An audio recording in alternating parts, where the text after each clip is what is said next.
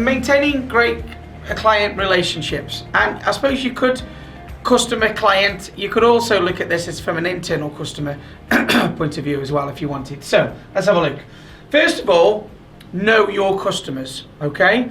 And I'm not on about knowing your customers from a a sector or market point of view. I'm on about knowing your customers, your people within those customers, okay? Now this is about emotional intelligence.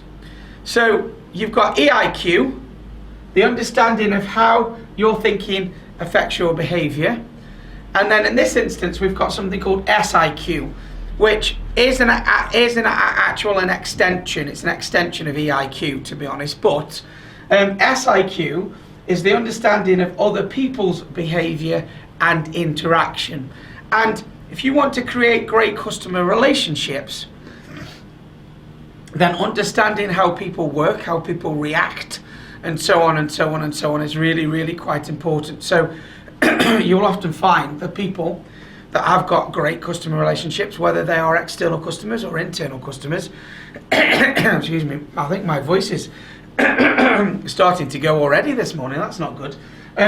The understanding of people's behavior and interaction, really, really important. And the people with great customer relationships are often the people with a high EI or SIQ in order to understand how people work.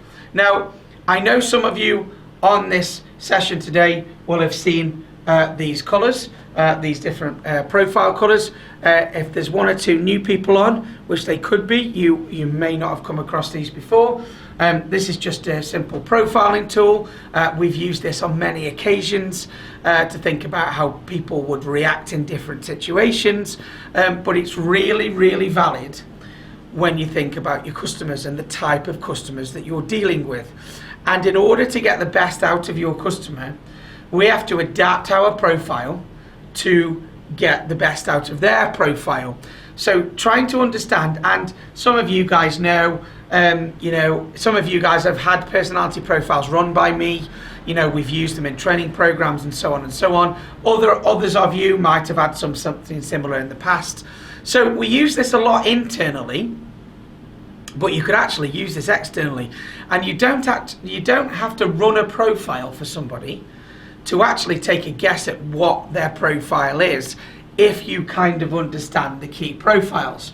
So for me, this is step number one. Before you think about knowledge about the company, knowledge about the sector, knowing people, in my opinion, is the best tool in your toolkit to be able to understand and get the best from your customers, and also give the best to your customers as well. So very briefly, it might be a reaffirmation for some of you, but this is red, yellow, green, blue. Red and yellow are extrovert profiles. I'm sure most of you have come across that. And green and blue are introvert, what we call introvert profiles. So the red is somebody that's very straightforward, direct, to the point, challenging, jumping where angels fear to tread, very, very directive. Okay, so that's a high red profile. So if you've got a high red customer, okay, there's a few little things that you need to be aware of if you're dealing with a high red customer. A high red customer doesn't like waffle. Okay, they don't like waffle. They don't like beating around the bush. They like a straight conversation, get straight to the point, be short, be sharp, be gone. Okay, so that's kind of the best tip I can give you. When you're dealing with somebody that's very direct, you might even think that they're a little bit abrupt when they do things, okay? Sometimes if you don't know them very well, they might even seem a little bit rude. But it won't be a case that they're rude. It'll be probably a case that might occasionally somebody might be rude, yes, but it might be a case that they're a high red profile. So when you're dealing with a high red profile, just remember, be short, sharp, and gone. Okay? So when you're dealing with a high red, they want the information, they want it straight to the point, and they want an action on it. Very action orientated high reds. If you tell them a big long story with no point or no action, you'll lose them. You'll lose them. You'll lose their buy-in to the conversation, if that makes sense. Okay.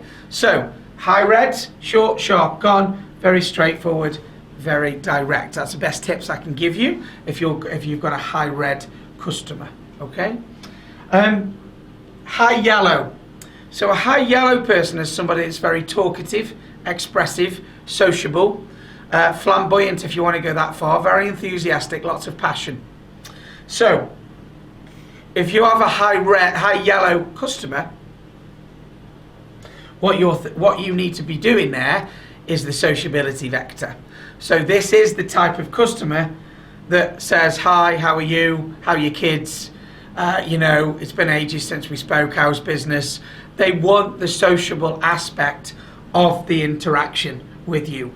If you go in very direct, like you would with a red, the yellow might almost feel miffed or a little bit put out that they haven't had that social interaction. And it's probably more valid now than ever before, because again, a lot of your customers may be working at home, which means they're getting less sociability during their day.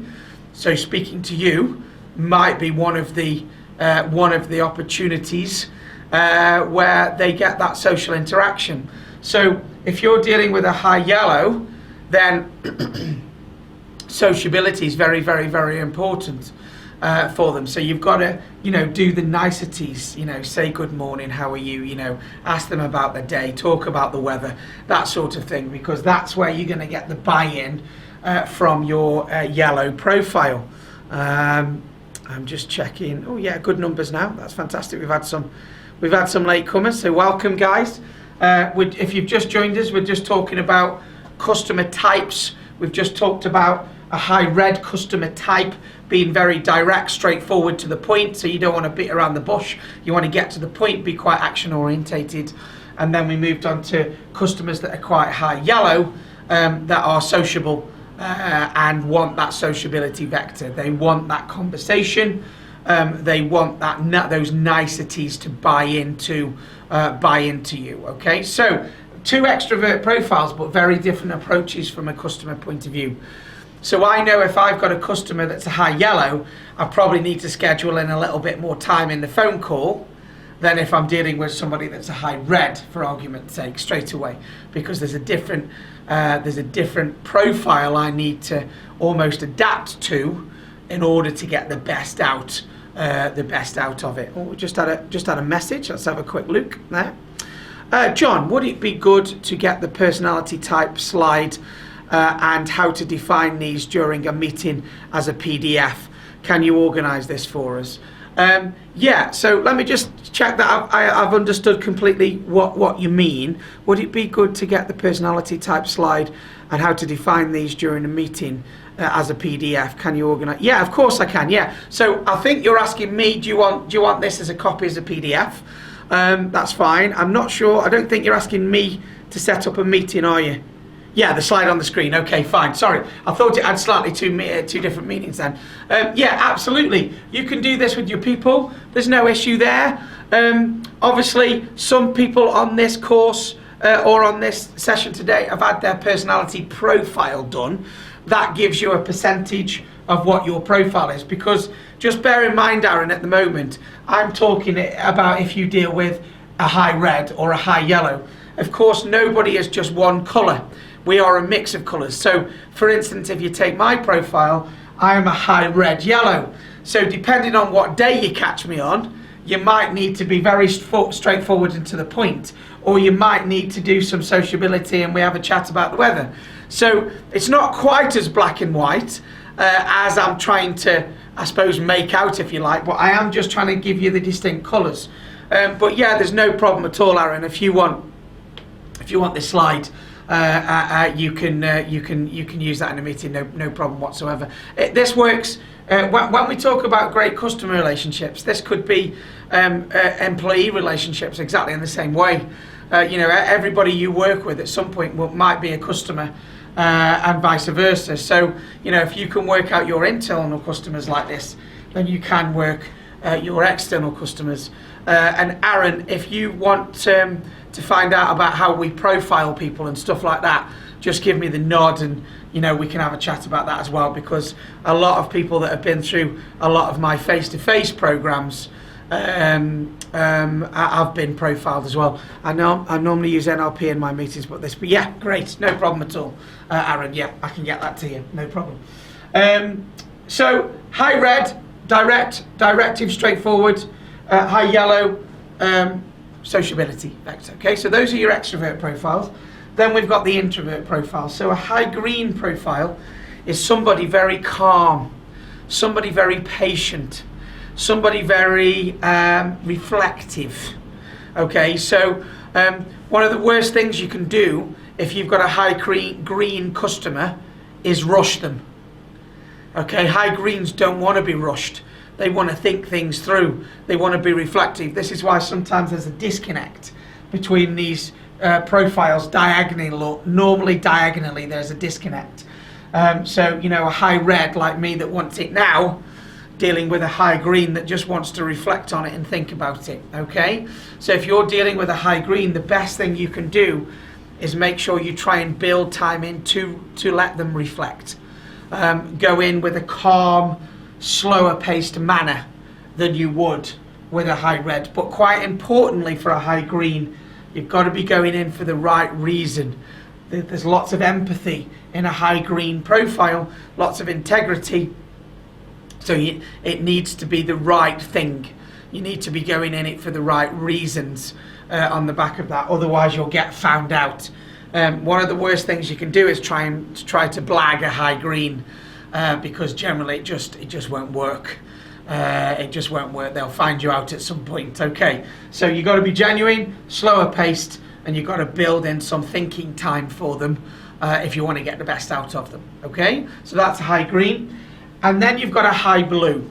And a high blue, again, is an introvert profile, but this time it's somebody that's very detailed, very analytical, very exacting, quite formal. So you need to have a formal approach with a customer that's a high blue, and you need to make sure your data is accurate. If your data is inaccurate, then unfortunately that high blue will pick it up. They will pick up the fault in it, and then of course you start to lose credibility with your customer at that point. So if you're dealing with a high blue, you need to be accurate, but also quite formal, again a little bit slower paced, and very factual, fact driven. So as you can see there, you know, we've only just spent really 10-15 minutes on this. As you can see, you know, depending on your customer type will massively depend on your approach. Now, as I've just mentioned to Aaron, we're not, of course, just one colour. So my profile, for those that don't know, is red, yellow, green, blue, in that order: 96, 87, 31, 11. So my two dominant profiles are red, yellow. So generally, if you use a red, yellow approach with me, you're probably going to be okay. Generally, if you use a blue approach, I'll be nodding off before you've finished giving me the facts, generally. And that's not a reflection on you. That's a reflection on me and my profile. Now, it doesn't mean I can't deal with fact. You know, I have to, you know, regularly do month-end accounts with the accountant and the FD and make sure everything's where it needs to be, and forecasting and everything else that you have to do in a business. But it's not, I don't get overly excited about doing it when it comes to it. So again, just one of the first things I think makes a massive difference when you're dealing with customers is spending a bit of time to find out what they are. In other words, how they behave, what's their personality. Because if you can do that and you know this stuff, then you can adapt your profile to get a better response from that customer. Yeah, if you're dealing with a high red, be short, sharp and gone. If you're dealing with a high yellow, engage them in some sociability. You're dealing with a high green, calm, integral, reflective. Okay, give them some time. You're dealing with a high blue, formal, factual. Get it right. Okay, so just those different approaches, but you can start to, when you start to talk to people, you can start to pick up on what type of profile. If they're asking factual questions, that starts to give away that they're a blue. If they cut you off in mid-sentence and want an answer for something, that starts to tip you off that they're a red. If they talk to you for 5 minutes about social stuff before you get into business stuff, that tips you off they're a yellow. And if they are generally quite calm and quiet and reflective, that tips you off that they are a green. So you can start to see very quickly when you start to meet people what type of profile you're starting to deal with. Okay, so it is just a little good slide for when your customers are dealing with change. Now it could be a case that when you phone your customer, you're having to change something for them. You're having to give them information that they didn't have. You're having to do something, whatever it may be. During times of change, reds want to take action. Yellows want to come up with lots of ideas, so it's good to have lots of idea conversations with high yellows. Greens are generally quite empathetic and will try and understand your other point of view to engage support. And blues want to know why. They need to know the factual reason why the change is coming. So again, that's quite a nice little thing just to remember on those colours that you've got there. Okay. So if anybody does want that slide that Aaron's just talked about, just drop me your email address into the chat box at the end, and I'll get that over to you. I did send a couple of things out last week, so hopefully everybody got them. Okay, customer excellence then. Let's have a look at it. But you know, for me, the first piece is always about knowing the person. If you know the person, you're halfway there in your approach to giving the best customer service that you can do. Okay, or customer excellence. Okay. So the next thing to think about is, why do your customers come to you? There's normally a set of reasons why customers come to you.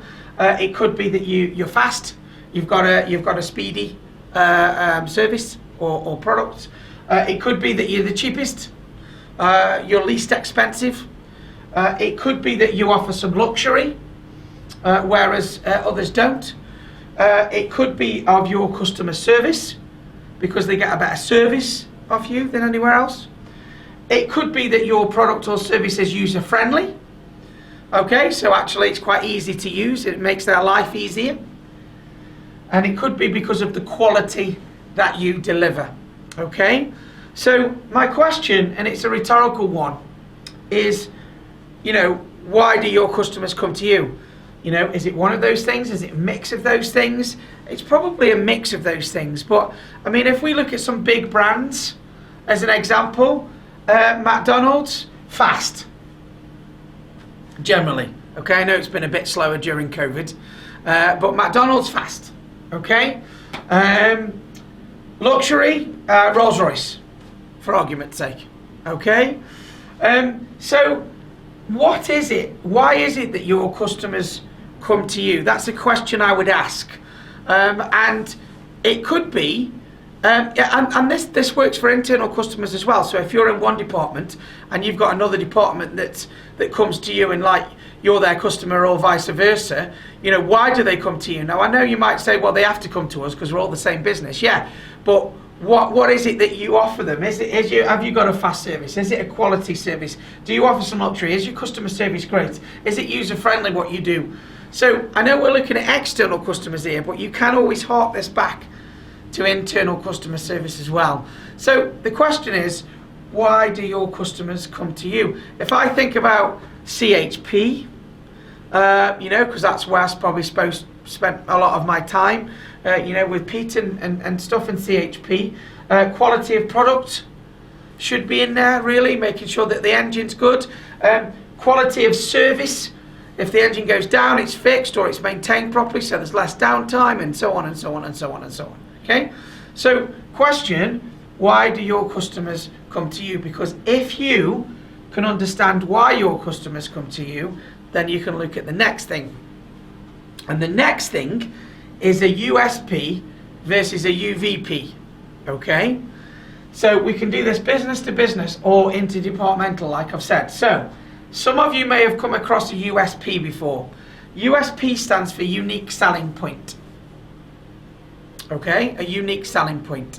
Now, a unique selling point is quite hard to do these days, in all honesty. Just have a quick drink if you don't mind. A unique selling point is quite hard to do these days. A unique selling point was where companies did something that nobody else did. Okay? So you could argue that back in the day Coca-Cola had a unique selling point until that market was flooded with other cola drinks. Okay? And so on and so on and so on. So a USP is unique to your organization. We're the only ones that do this. There might be one or two elements in your business that you have USPs for, but generally in the world today there are probably other companies doing a similar thing that you do. So we can't have a USP. We can't really use that anymore as a reason to engage our clients. So instead what we need to do, understanding why our customers come to us, instead what we need to do is create a unique value proposition. Okay? So what's the value that's unique to you that your customers get that they wouldn't get if they went to one of your competitors? Okay? So why do my customers come to me when they could go to another learning and development consultancy or another training company, whatever you want to call us? Why do they come to us? I try to put a unique value proposition together. So whereas you might go to another company and get a training course, along with me, you get a training course, you get some podcasts or some vlogs, you get continued support, you get it bespoke to the organization's systems and plans and so on and so on and so on. So I try to create a unique value proposition that if I'm pitching against two other organizations, the value that we can offer is better than anybody else. And that includes us not being the cheapest. So it's not about value, it's not about how much they spend, it's about the value they get for that spend on the back of it. Okay?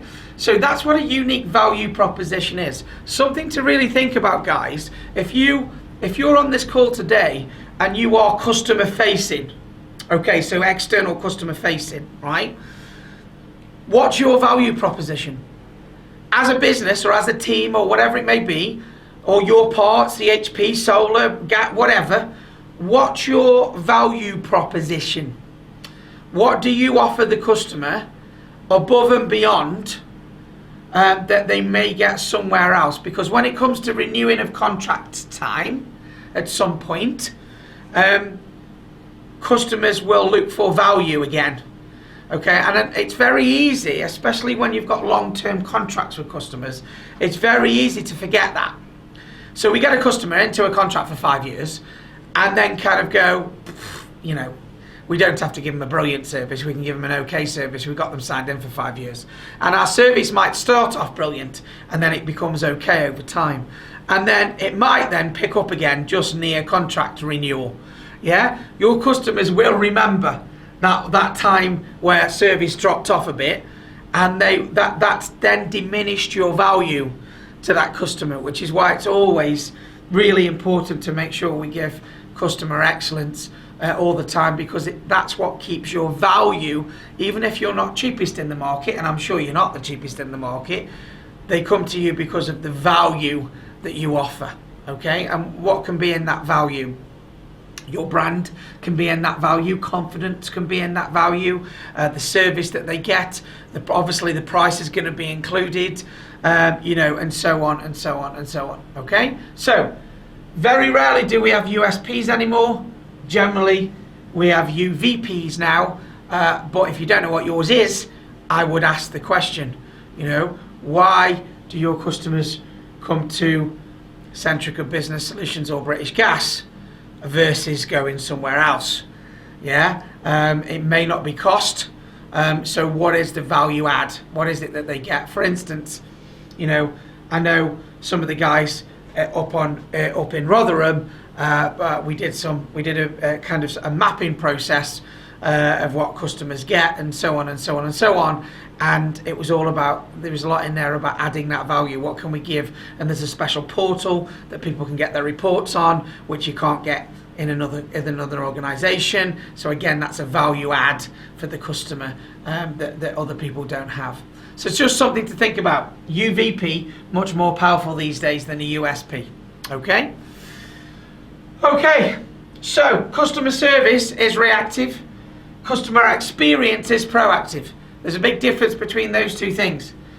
Customer service is generally kind of something's happened, so what's the service you're going to give them? Customer experience is normally planned out. What experience are we going to take the customer through? And again, I'll come back to the work that we did up in Rotherham when we were mapping out this process from start to finish, and who does what and how do we interact with the customer. It was all about generating that customer experience, the journey that you take your customers on. Okay? So, customer service, let's get it right. Basics. People, process, and positive intent. Okay, so if you want to give good customer service, you've got to make sure that you understand people. Hence with what we started with today. The 4 different colours, understanding profiles, and so on and so on and so on and so on. Okay? Got to understand people. Then you need to understand the customer process. So what is the customer journey from start to end? Okay? What is that journey? How do we take people on that journey?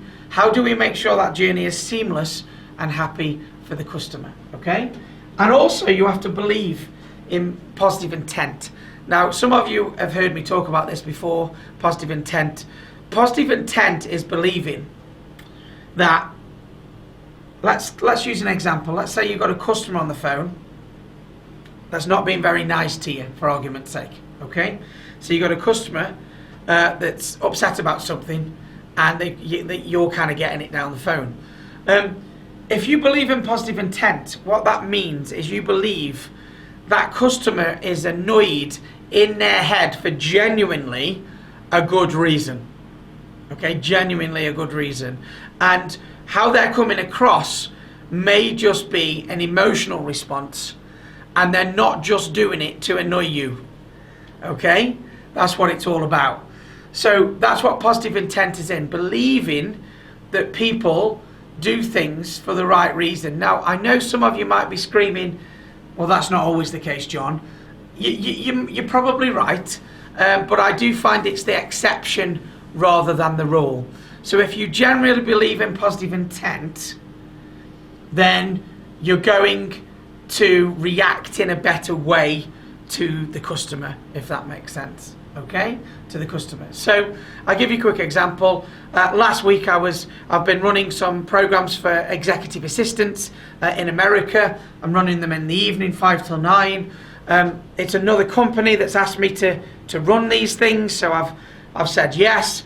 But it's not my material, so I've had to work out timings and all this and study for it and so on and so on and so on.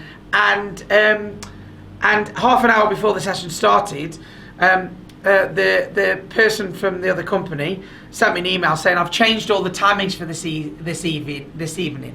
Okay, just to let you know, they've all changed. And I'd prepared 2 hours earlier for the times that got. Of course, my initial response was, are you having a laugh? I've just spent 2 hours doing this. But before I fired off that email, I just thought, okay, they must have done it for a reason. So I emailed back just saying, look, I've prepped for a couple of hours to do this. You know, what's the reason for the time changes? They came back and went, look, it's going to flow, take our advice. It's going to flow a lot quicker. It's going to be a lot easier. Just map these on, spend 10 minutes mapping them on. And it was just a better conversation. But my first initial response was, are you kidding me? And I was ready, as a high red, I was ready to jump on that keyboard and go, you're having a laugh. Yeah? But if you believe in positive intent, it just stops you from doing that. People generally do things for the right reason. So when it comes to customer service, understand people, understand the customer journey, the process, and believe in positive intent, even when your customers are a bit irate, and generally you're going to be able to give good customer service. Okay? Customer experience, is slightly different because you're trying to, customer service is a quick hit. Customer experience is a customer for life. That's kind of the way you want to look at it. So you, as I've mentioned, you want to map the customer journey out A to Z. So what is the customer journey? How do we take people through that journey? Okay? Is the process also designed for the customer, or is it designed for the company that you're in? Because that's the other failing that I see in a lot of organizations. The customer wants one thing, but the system doesn't allow it. So it's classic computer says no system. Okay? So I'm at the moment running a sales process program with a company, and I said, have you got a CRM system? A customer relationship management system? And they were like, no, the guys find it easier to use spreadsheets and things. And I went, well, it might be, the guys might find it easier to fill in spreadsheets, but for the customer journey, it's not connected. All those spreadsheets are separate. There is no connection. So this person's doing that without knowing what that person's doing. So actually, what we need to do is change the system. Don't get the customers to fit in with the system. Ideally, we need to make sure the system is fit around the customer and not the other way around. And it's classic computer says no. I had this the other day. I was in B&Q. I went to doing click and collect, and I went to the click and collect desk, and I'd also needed just one more item. So I'd picked the item up, went to the click and collect desk, and I said, you know, I'm here for click and collect. Yeah, Mr. Bullock, blah, blah. I said, I need this as well. Can you, could you put it through? And he went, no, you're going to have to go and wait in the queue over there to get to the tills. So I said, but I've only got one item and you've got a till here. Yeah, but we're not allowed to do that. It's only click and collect here. You have to go over the till over there. Now, straight away, it was a computer says no moment. The fact that there was a queue of 10 people waiting over there and I was clicking collecting something anyway, surely I'm thinking that system is not worked out for the customer's best interest. Now, don't get me wrong, if I turned up with a basket full of stuff at click and collect, I can understand it. But maybe there's some common sense that need to be used in there as well about the customer process in order to give a greatest customer experience, because that was a very little thing that could have been put right very, very quickly. Yeah? Communicate. So in the customer journey, you've got to have touch points of where you're giving your customer information. Remember, in the absence of information, people make it up, and it's normally hindering. So we need to communicate, letting our customers know what is going on, when it's going on during the customer process, the customer journey. We also need to measure and review what we're doing. Now, this is stuff that sometimes companies don't do a lot of because they're scared of the answer. And what that is ask their customers how they're doing. So every now and then, ringing their customers, going, how are we doing for you? How are we doing? Is there anything we can do better? Yeah, where are we not quite hitting the mark? Where could we do better? And the only way that companies can evolve is by understanding that. So, we tend to run employee engagement surveys quite a lot. Do we run customer surveys quite a lot? And there are some companies that do it, but a lot of companies, they shy away from that a little bit because they're a little bit worried about what's going to come back from it. Well, there's no need to worry about what comes back. It's what you do with what comes back that counts on the back of it. So, as you can see, customer service is kind of reactive, and you're just talking about, dealing with the situation. Customer life experience, map the journey around the customer, make sure there's regular customer touch points for communication and information, and you're asking to measure, you're asking how you can do better to your customers on a regular basis. You can do this departmentally. When's the last time that a head of department went to a head of department meeting and said, how can we do things better in our department? Can you please give us some feedback?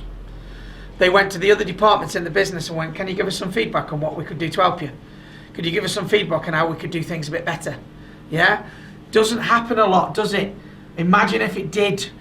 Imagine if that was regularly, every head of department's meeting. Guys, you know the stuff that you told us we could do better last time? We've implemented some new processes. Can you give us a bit of feedback if you noticed any change? Yeah, what could we do better next time?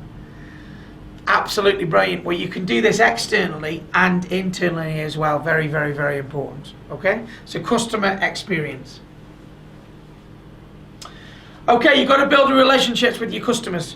I've used this relationship scale when we've looked at other stuff, especially like team building and stuff like this.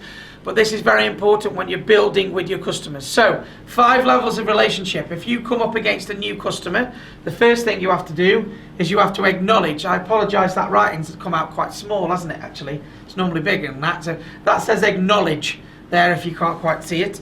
The first thing you have to do is acknowledge your customers, and they have to acknowledge you. This is what your marketing department should be doing. This is what your lead generators, they need to be going to your potential customers and making them aware that you exist, and you need to go and find them so you're aware they exist as well. So there's got to be an acknowledgement from both parties. Then you've got to move them to a level of understanding. So you start to educate them on your products and services and what you can do. And you also start to get educated on what they need and what they want. And you educate them on the benefits of using your products and so on and so on and so on. And hopefully, if you do that well enough, you can get them to a point of acceptance. So that says accept there. It also says POS underneath. And the reason it says POS is because when you get somebody to a level of acceptance, you can potentially sell them something. So point of sale comes in here, okay? And point of sale, you don't want to try and sell something to somebody when you've only just met them, because they won't like that. You can't really sell something to somebody when they don't quite understand what it is, so you need to do that. So only when they accept you and your product for what it is, can you potentially then make a sale at that point.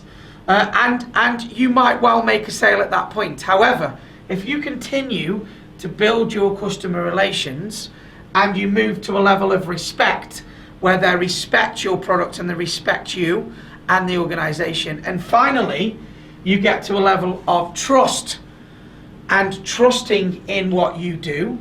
Once you get them to a level of trust, you've generally got a customer for life at that point. Okay?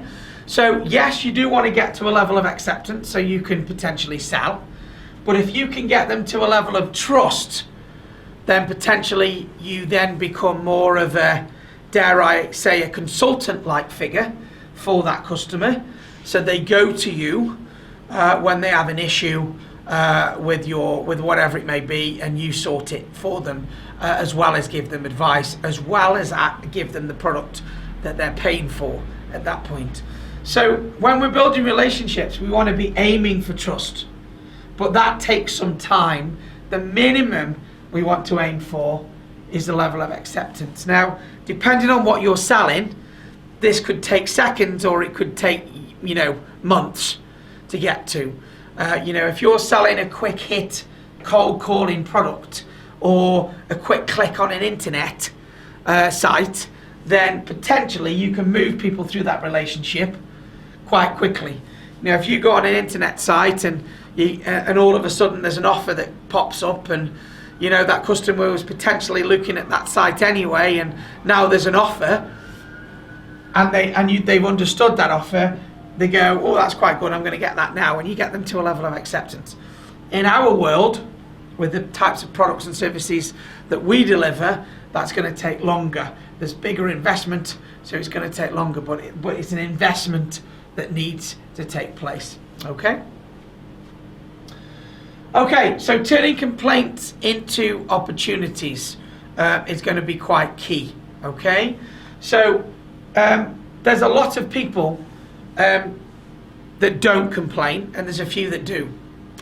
So out of every 100 people that get bad service, they reckon only 13% actually complain, and the rest of them go and moan about you to other people. Okay? And they reckon that one person will moan about to 7 other people about that service, that they've just had that poor service. I've done it today, haven't I, moaning about B&Q. I did it the other week. I've already, I spoke to my girlfriend about it, and so I'm already up to 4 or 5. If I count all of you, that's 22 straight away, innit? Yeah? So, a complaint is an opportunity to make that customer feel better than if they would have done if they hadn't complained. So if the service had been normal. This is your opportunity to give an effective customer experience, customer service, reactive, and to turn that customer into a happier customer than if they'd have walked out. So again, I've got a great example of that. Last year I bought a new golf trolley. Golf trolley got delivered. The box looked like it had been kicked around the van. I opened the box. I took pictures because I knew it was going to be damaged. I opened the box, and the little things on the spokes of the wheels, where the wheels go, the plastic things had snapped off. So I was a bit annoyed, as you can imagine. So I closed the box. I rang the company. It was after hours, so I left a bit of a crappy message on their voicemail. I also sent them a bit of a crappy email. The next day, the company was called Golf Base. The next day, the company sent me an email. I was online. They also rang me and left me a message because I was actually running one of these at the time. And the message said, first of all, sir, I rang them when I got off, and I spoke to a guy called Tom, and Tom went, first of all, sir, we're ever so sorry for your inconvenience. I've put £15 worth of credit onto your account, just as a little apology from our point of view. We'll absolutely get your golf trolley changed for you immediately. If you were to box it up, we'll get somebody to pick it up at your convenience. No problem, no cost to you. But just before you do that, sir, would you mind just checking? Sometimes those plastic things on the spokes are just there for protection during transit. They're actually nothing to do when you put the wheels on. That's not what they're there for. Could you just check that, please, before sending it back? But we've already put £15 on, and we're terribly sorry for the problem. And if it is damaged, then of course we'll get that picked up tomorrow, and we'll get another one out to you same day. No problem. So massively great customer service straight away. They'd apologised before they'd even tackled the complaint, which I've liked a lot. Of course, I went home, and it was my mistake.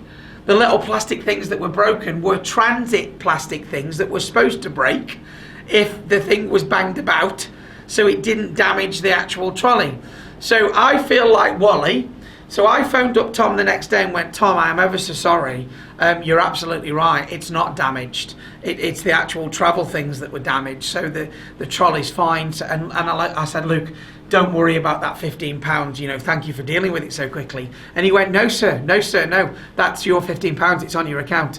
No problem at all. Thank you for letting us know. And if there's anything else we can do for you, what a great customer experience that started from a complaint.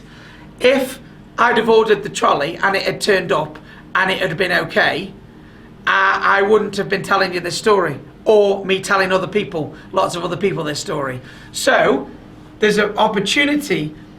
People don't like when they complain. If you straight away argue the complaint, it puts them into a defensive fight or flight mechanism at that point, and you never really get to returning happy customer at that point.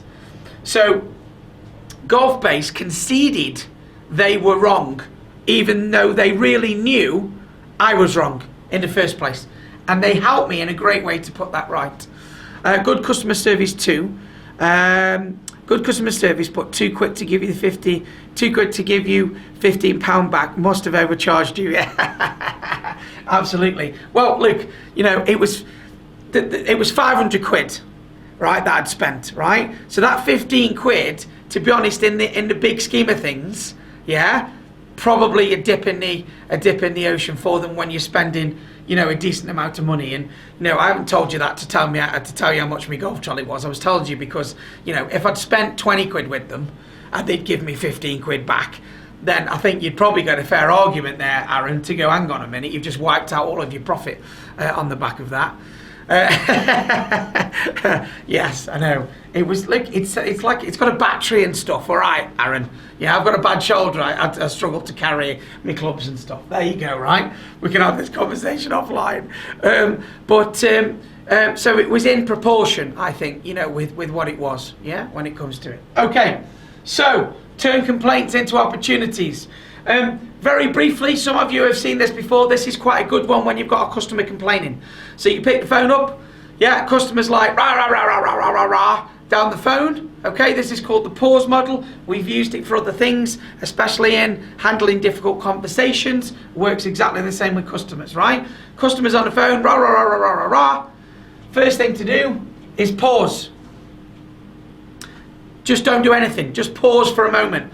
Let them finish talking. Let your chemicals just dissipate, because when somebody's shouting at you, you want to go into a fight or flight response, which might not be the best course of action for you. Okay? So just pause there, right? Then acknowledge what they've said. One of the things that happens in arguments is people get more irate when they don't feel like they're being listened to. So if you can acknowledge what somebody said, it means that that person knows you've heard what they've said in the way that they mean it, okay? Then you seek to understand what their problem is and why are they aiming at you for this, okay? Why are they coming at you in this way? So what's the problem and why are they so irate about it? Once you've understood that, you can seek to find a solution. Okay, so you can look to find a solution, and that solution might be a dual solution. It might be a solution. It might be a solution that you've got for them, whatever it may be.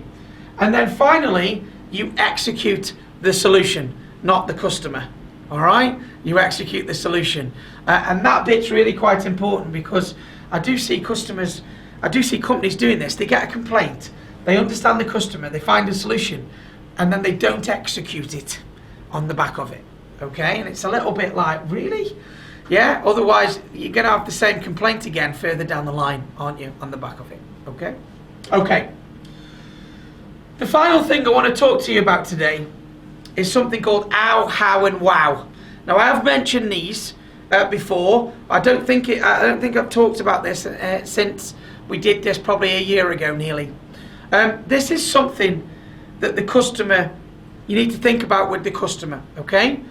So you've got ow, how, and wow. The ow of a customer, the only ow your customer should be feeling is the bill, okay? The invoice. And to be honest, if you've done your service well enough, that's not always an ow either. But, the only ow your customer should feel is the bill. That's it, okay? The how is what your customer is expecting. So what are the customer expectations? So I'm going to pay you this, ow, but I'm going to get this. This is what I am expecting you to do, okay? So this is covering customer expectations. And then, of course, you've got the wow. And I'm sure you've all heard of the wow factor. But the wow is something you do your customer is not expecting. Okay? And every year, there should be a wow factor for your customer. What can you give your customer that they are not expecting? Okay? However, that all might sound simple and straightforward. So the ow is the bill, the how is what's being expected, and the wow is what you can do above and beyond for your customer. Okay? That's all great, but what you might find happening is when you wow customers, after a while, the wow becomes a how. Okay? So let me give you an example of that. Think about, if for those that can remember, 10, 15, 20 years ago, you'd go and stay in a hotel, and if it had Wi-Fi in the hotel, it was a wow. Okay? Now, you even had to pay for the Wi-Fi, which was a bit of an ow, but the wow outweighed the ow at that point, because you were like, wow, we got Wi-Fi, this is brilliant. Yeah? And then as time went on, Wi-Fi in hotels became the norm, became the how. And it also became the norm that you had to pay for it as well. So that was just the how. But if you went to a hotel that had free Wi-Fi, whoa, then it was a wow again, wasn't it? Yeah? And now we get to today's age, where if you go into a hotel and they haven't got free Wi-Fi and you have to pay for it, instead of being a how or even a wow, it's now an ow, because that's what we expect. So our expectations move on a regular basis. So whatever service and experience you give your customers this year, you've got to up your game next year, because the wows of this year might turn into the hows of next year. So I just want to leave you on that thought today. The how is the bill. The how is what your customer expects you to give them. And the wow is what they're not expecting. So have a think about that, internal and external, okay? Internal and external thinking. How can you wow your external customers? What can you give them? You don't have to, it's not monetary stuff. This is not monetary stuff. It might be a bit of advice. It might be an extra phone call. It might be preempting somebody's thinking. It might be offering them a service they don't currently have. Whatever. How can you wow your customers internally? If you don't know how to wow other departments, go and ask. Go and do that little bit of feedback where you go, how can we do things better? If our department was, if you got utopia of our department, what does that look like for you? What does that really look like? And maybe there's one or two of those things that we can actually go and start doing, okay? So whether you're looking at this internally or externally, always remember, hours are what are going to be bills, but they shouldn't have any other hours, yeah? So for instance, if somebody's got a CHP, they're paying you for it, so that's the hour, and then it breaks down, that's another hour. And we don't like those hours. Yeah, that's an additional hour now. However, you know, if, for instance, you're an engineer and you turn up and the customer goes, you need to get my engine sorted, you need to get it back on, you need to get it back up running, you know, I need to know why it's broke down. And you go in going, no problem sir, we're going to get this sorted, don't worry, we're going to have it fixed, you know, I'll explain to you exactly what's happened, I'll explain to you how we can avoid this happening in future, bang, bang, bang, bang, bang. All of a sudden, that customer's got confidence it's being dealt with, and you may even wow them with your knowledge and give them knowledge so maybe they can do something more effectively, yeah, to help that situation. And then obviously the hour isn't such an hour anymore, and it actually, you might even be able to turn it into a wow.